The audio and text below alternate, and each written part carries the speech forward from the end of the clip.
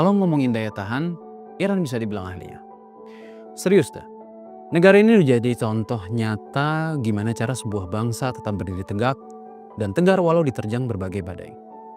Iran diserang, nggak panik, nggak heboh, nggak langsung bikin drama. Mereka cuma diam dan yang nyerang malah kejedot sendiri. Kayak nonjok dinding beton, bukan cuma nahan pukulan, tapi bisa bikin yang mukul jadi balik kesakitan. Saya Bang Jack, ini Jurnal Plus.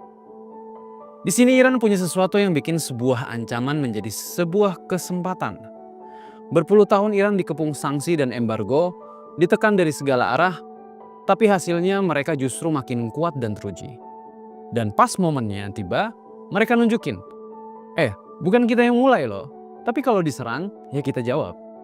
Dan jawabannya, langsung si rewel kena batunya. Gak cuma sekali, tapi terus-terusan, sampai ngeluh, sampai goyah, sampai ngos-ngosan.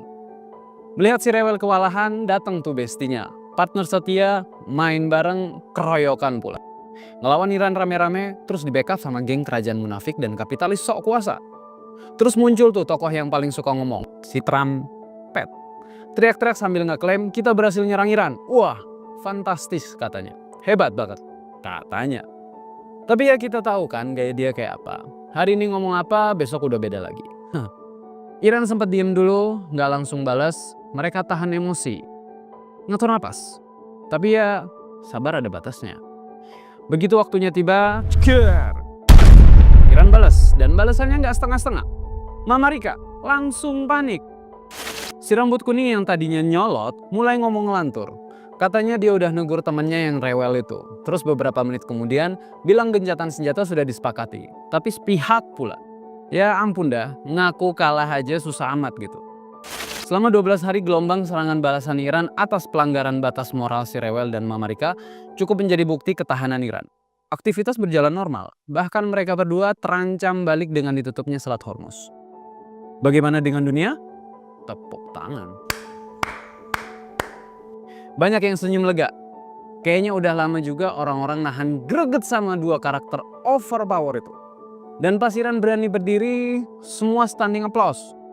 Terus bilang, widih, akhirnya ada juga yang berani. Dan makin kesini banyak yang ngebahas tentang Iran. Mulai dari agamanya, ideologinya, gaya kepemimpinan Ayatollah Khamenei, sampai revolusinya. Dari situ semua muncul satu kesimpulan. Iran kuat karena punya daya tahan yang luar biasa.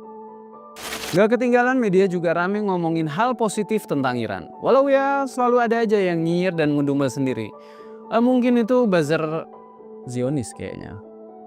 Tapi ya udahlah, biarin aja. Mungkin hidupnya kurang bahagia, nggak usah ditanggepin.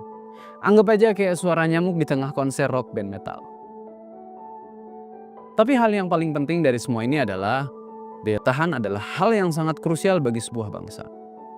Kalau punya ini, mau digempur, mau ditekan, mau diserang dari segala arah, masih bisa begitu. Dan Iran sudah membuktikan itu. Bagaimana dengan kita? Ayo belajar dari Iran dan jangan gengsi. Salut buat Iran yang benar-benar menjadi sebuah contoh kalau kekuatan itu nggak cuma soal senjata, tapi soal sabar, strategi, dan sikap tahan banting. Saya Bang Jack, sampai jumpa.